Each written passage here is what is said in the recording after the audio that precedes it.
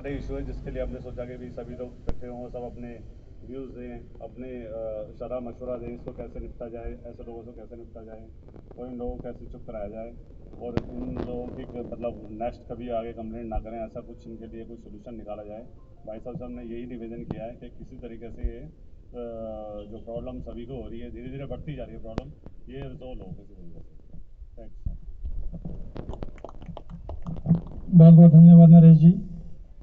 अब मैं डॉक्टर राज अग्रवाल से चाहूँगा कि वो हमारी ग्रीनफील्ड परिवार के लोगों की जो समस्या है वो डबल यूनिट ट्रिपल यूनिट को लेके है और जिस प्रकार से परिवार के अंदर कोई भी समस्या आती है तो वो अपने घर के परिवार के जो मुखिया होते हैं या जो अपने घर में जो सब देख रेख करते हैं वो उनके पास अपनी प्रॉब्लम को रखते हैं। घर का बच्चा भी अपने बड़े बुजुर्ग के आगे अपनी प्रॉब्लम रखता है। इसी प्रकार जब ग्रीनफील्ड में कोई भी किसी प्रकार की भी समस्या आती है तो हम ग्रीनफील्ड परिवार के लोग अपनी समस्या हमारे प्रधान श्री वीरेंद्र भड़ाना जी के पास ले जाते हैं, जो हमेशा हर प्रॉब्लम को सॉल्व करने के लिए इस ग्रीनफील्ड के परिवार के लोगों के लिए हमेशा तत्पर रहते हैं और उनकी हर तरीके से पूर्ण संभव सहायता करते हैं, उनका साथ देते हैं। तो जिस प्रकार ये समस्या अभी उत्पन्न हुई है इसके अंदर सबसे पहले ये डबल यूनिट की परमिशन प्रशासन ने दी, बिल्डरों ने बनाया, हमारे जैसी भोली भाली जनता ने अपने बजट के अनुसार उन फ्लैटों को लिया। आज सबसे ज्यादा परेशानी किसको दी जा रही है? सिर्फ भोली भाली जनता जिसने कि पैसा देकर इन फ्लैटों को लिया, इसकी रजिस्ट्री, इसकी जीपीए, बिजली कनेक्शन, पानी कनेक्शन, म्यूटेशन, हर जगह पे हर कदम पे इस भोली भाली जनता से पैसे लूटे गए और इसको एक धंधा बना दिया गया और उसके उपरांत जब कुछ साल बीत जाते हैं तो फिर इनको इल्लीगल करार देके उनको सताया जाता है। तो इसके अंदर मैं सबसे बड़ी गलती प्रशासन की मानता हूं, बिल्डरों की मानता हूं कि जिन्होंने ये बनाए और फिर उसके बाद यूआईसी की मानता हूं जिन्होंने पैसा लूटा इसके ऊपर म्यूटेशन के नाम का, बिजली के नाम का, पानी के नाम का, और उसके बावजूद अब वो साथ देने से इनकार कर रहे हैं, अपनी गलतियों को छुपा रहे हैं और छुपाने के बावजूद सिर्फ भोली भाली जनता को परेशान कर रहे हैं। तो मैं चाहूंगा कि भोली भाली जनता यहाँ की परेशान ना हो। हमारे प्रधान वीरेंद्र भड़ाना जी इस परेशानी के लिए एकजुट होकर पूरे परिवार के साथ मिलकर इस समस्या का हल निकालेंगे। हम सब लोग मिलकर लड़ेंगे इस समस्या के साथ और जितने भी फ्लैट बने हैं उन सब फ्लैटों के लिए जो बन चुके हैं उन सब के उस लाइन में मतलब घर खरीदा है, लेकिन जब से हम आए हैं हमने नया घर खरीदने के बाद नोटिस पे नोटिस आ रहे हैं। पहले तो बहुत कंफ्यूजन थी कि भी क्यों नोटिस आ रहे हैं, लेकिन लोग जो है इलीगल कंस्ट्रक्शन कह के, डबल यूनिट्स कह के हमेशा कुछ ना कुछ कंप्लेंट्स डीटीपी को डालते हैं। जो कि आप सोचो कि कोई इंसान जब घर खरीदता है तो कैसे खरीदता है, कितनी मुश्किलों से खरीदता है। आप एक एक पैसा इकट्ठा करके उसको खरीदते हो, लेकिन कुछ लोग उसके ऊपर भी इलीगल का नाम दे देते हैं। जो भी इंसान खरीद रहा है उसके ऊपर क्या बीतती है। लेकिन यहाँ पर 4 से 5 डेली पुलिस के पास जाना है, डीटीपी के पास जाना है, यही चलता रहता है। तो प्लीज आप सभी एकजुट होके इसका सॉल्यूशन निकालिए। बिंदे भाई साहब हमारे अच्छे से इस चीज़ का सॉल्यूशन निकालेंगे, लेकिन आप सभी को एकता दिखानी पड़ेगी कि इस चीज़ को आगे ना बढ़ाया जाए, इलीगल कंस्ट्रक्शन को, डबल यूनिट को, ट्रिपल यूनिट को, क्योंकि अगर हम एक साथ नहीं होकर करेंगे तो कुछ नहीं हो सकता है। धन्यवाद। जो है डबल यूनिट है और ये लीगल। हमने बड़ी मुश्किल से लोन भी कराया, रजिस्ट्री भी कराई थी। अब इस कोरोना हालत में सब लोग, मेरा छोटा सा काम भी है बिल्कुल बंद पड़ा है पिछले 1 डेढ़ से। अब समझ नहीं आता कि काम संभाले घर संभाले। तो उम्मीद करता हूँ कि जो भी सोसाइटी के जो हैं वो हमारी हेल्प करेंगे। दिन रात चाहे वो कोरोना हुआ, चाहे कोई भी मामला हुआ, किसी भी मैटर को लेकर हमेशा पूरी मेहनत के साथ लगे रहते हैं। और आदर और सम्मान के योग मेरे बुजुर्गों, नौजवान साथियों, भाई और बहनों और बच्चों, ये जो आज डबल और ट्रिपल और सिंगल यूनिट की एक्स्ट्रा कवरेज को लेकर जो डीटीपी के द्वारा नोटिस हमारी कॉलोनी के अंदर तकरीबन 2-3 महीने से तो ज्यादा ही आ रहे हैं। और इसका एक कारण था कि आपसी जब लड़ाई शुरू होती है, हमारे ग्रीनफील्ड परिवार के अंदर इतने बुरे हालात पहले कभी नहीं हुए थे और प्यार बहुत ज्यादा था। अब कुछ समय से इस तरह की एक राजनीति चल गई है। कोई भी समाज में जब बढ़ता है, समाज की सेवा कोई भी करता है, कोई संगठन करता है, तो उसे बड़े पॉजिटिव सोच के साथ हमेशा चलना चाहिए। तो जहां परिवार में अलग इस तरह के धड़े बनने शुरू हो जाते हैं, तो वहां जब कोई बाहरी ताकत उसके ऊपर हाथ रखती है तो उसे बहुत ताकत मिल जाती है। वो इतनी ताकत में आ जाता है तो दूसरे व्यक्ति को झुकाने की पूरी कोशिश करता है, चाहे उसे इलीगल कंस्ट्रक्शन पे झुकाया जाए, चाहे वो महिला के आरोप में फंसाया जाए। ये समस्या हमारे सामने बहुत ज्यादा आ रही है। भाई, मैं सबसे पहले अपने ग्रीनफील्ड परिवार से मैं रिक्वेस्ट करना चाहता हूं कि इतने भी हल्के उस पर ना आए। लड़ाई हमारी 10 बार हो, परिवार बड़ा है तो लड़ाइयां तो होंगी, घर परिवार में किसके में नहीं होती, लेकिन हमें इतना भी नीचे सतर पे नहीं गिरना चाहिए कि हमें घर पर वार करें या परिवार के किसी सदस्य को फंसाएं। भाई, ये तो बहुत ही घटिया हरकत हमारी अगर ऐसी जो होने शुरू हो चुकी है वो बहुत गलत है। तो इसका एक बहुत बड़ा कारण है, जिस व्यक्ति ने कंप्लेंट शुरू की वो भी 15 साल से यहां रह रहा है, लेकिन अभी रिसेंटली जिस तरह रोड बनती हैं, वहां कोई संगठन का या बाहर कोई व्यक्ति आया, वो वहां चाय पी गया। बिल्कुल मैं रियलिटी बताने जा रहा हूं। चाय क्या पी, बस वो गली और मोहल्ले की जो स्थिति बिगड़ती चली गई और वो ताकत उसे जो मिली, फिर वो वार करना शुरू कर दिया और साथ में 2-4 लोग और भी आ गए, उन्होंने भी कंप्लेंट्स स्टार्ट कर दी और कंप्लेंट्स इतनी हो गई कि वो लगातार सीएम विंडो पर शुरू कर दी। हम लोग जब यहां पर नोटिस आए तो हमने केंद्रीय मंत्री श्री कृष्णपाल गुर्जर जी के पास गए। हमने कहा कि ये हालत हो रही है। उन्होंने डीटीपी इन्फोर्समेंट को भी फोन किया कि भाई ये क्या मामला है, तो उन्होंने कहा जी हमारी तरफ से कोई मामला नहीं है, ये तो इनका ही मामला है।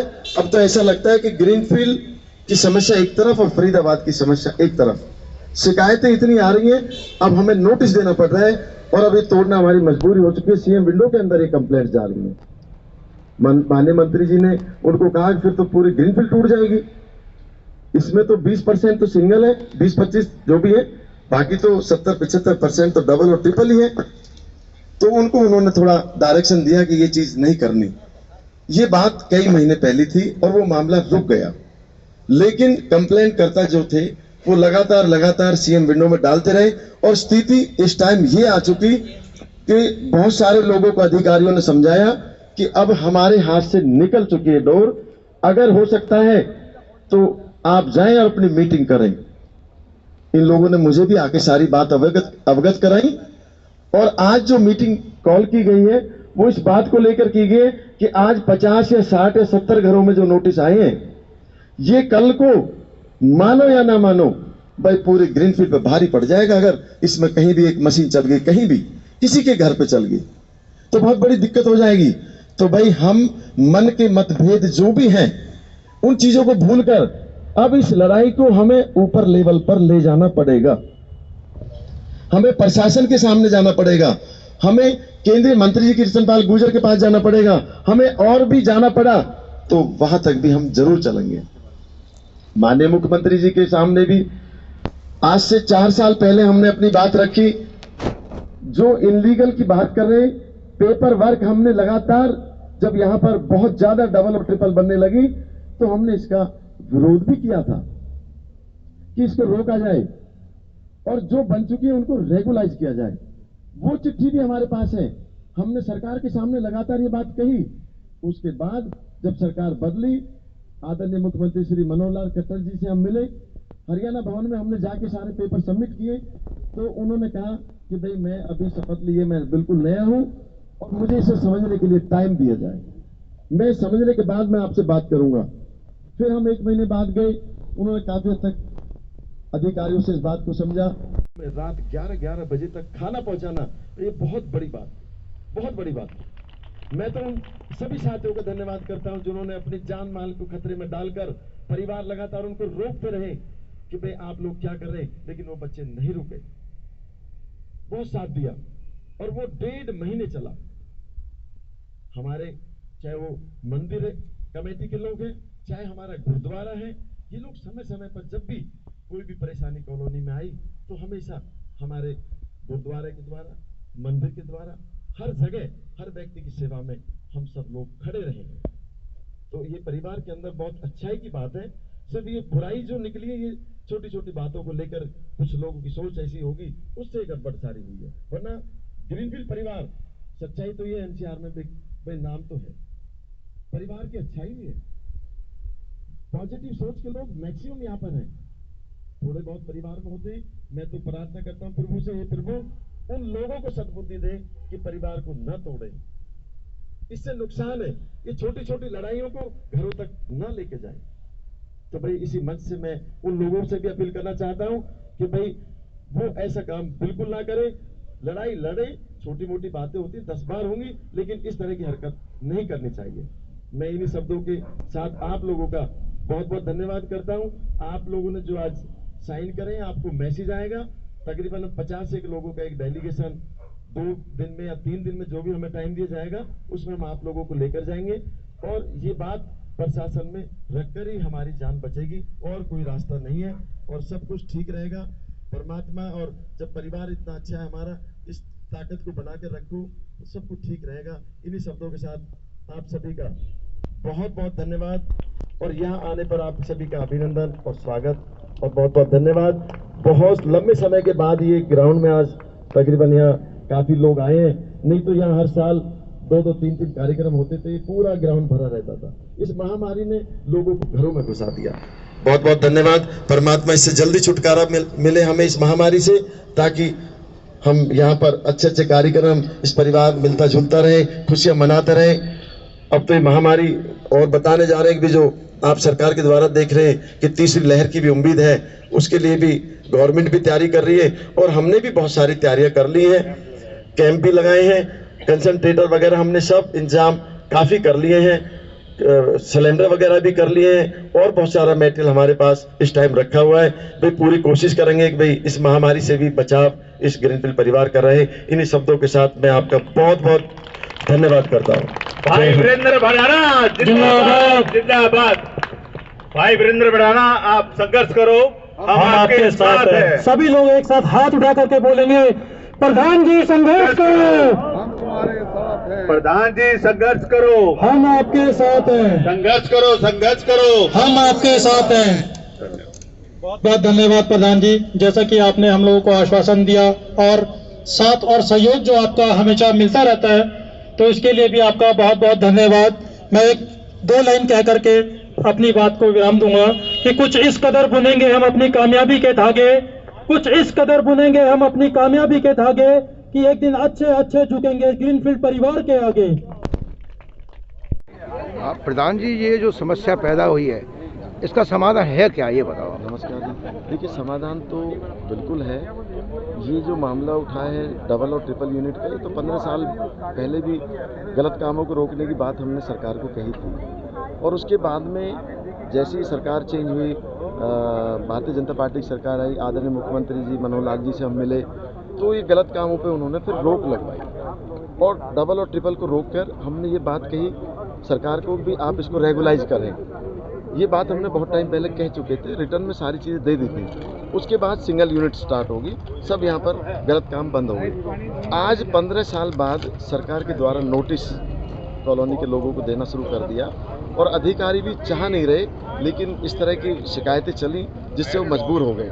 तो आज यहाँ जो इतनी बड़ी पंचायत हुई है, इतनी भारी तादाद में लोग यहाँ आए हैं, इसलिए आए कि एक आशियाना मुश्किल से आदमी ने अपनी ज़िंदगी में लाइफ में बनाया, उसे टूटने का पूरा खतरा बन चुका है। तो हम प्रशासन के पास जाएंगे, केंद्रीय मंत्री कृष्ण पाल गुर्जर जी से मिलेंगे, वो हमारे पार्लियामेंट मेंबर पार्लियामेंट है यहाँ से, और हम प्रशासन के आला अधिकारियों से मिलेंगे और जरूरत पड़ी तो फिर हम सीएम साहब के सामने जो पहले रखी थी फिर हम बात रखेंगे। इसका दोषी किसको मानते हैं, जनता को या प्रशासन को? देखिए, जनता दोषी नहीं है, जनता को तो कुछ पता नहीं है। जनता आई और इन्होंने अपने आशियाने खरीदे और रजिस्ट्री भी हुई, पानी का कनेक्शन भी हुआ, बिजली का कनेक्शन भी, और रह रहे हैं। इन्हें कोई दिक्कत नहीं किस तरह की, इनको कोई इनलीगल कभी नहीं बताया गया। लेकिन अब इसमें दोषी किसको कहें, अब कहना अच्छा नहीं है। कहीं ना कहीं गलती कहीं ना कहीं प्रशासन, ये आपसी मामला है, ये कहीं आपसी इस तरह का मामला रहा है और प्रशासन भी नहीं चाहता कि ये टूटे।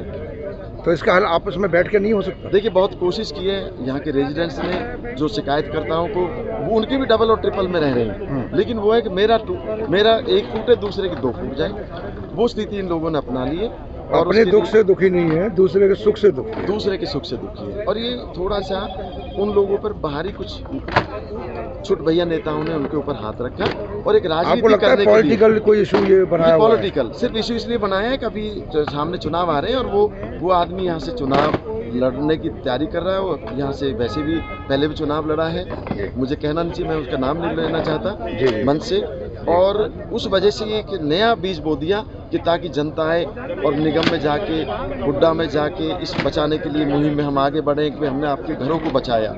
इस तरह का माहौल क्रिएट किया गया। आपको उम्मीद है कि इस समस्या का हल जरूर निकलेगा? देखिए, हमें पूरी प्रशासन से उम्मीद है। हमारे आदरणीय मुख्यमंत्री जी, आदरणीय कृष्णपाल गुर्जर जी जो मेंबर पार्लियामेंट और केंद्रीय मंत्री हैं, उनसे पूरी उम्मीद है कि वो नहीं टूटने देंगे। ये क्यों अनऑथराइज नहीं है, तो ऑथराइज कॉलोनी है, ये पास है, सब कुछ है, नक्शा है, बिजली पानी हर चीज़ है, यहाँ पर क्या कमी है? बैंक लोन भी किया हुआ है। तो अब हम प्रशासन के पास जाएंगे और एक डेलीगेशन जाएगा और अपनी हम बात को रखेंगे। हमें उम्मीद है कि प्रशासन हमारी बात को जरूर सुनेगा।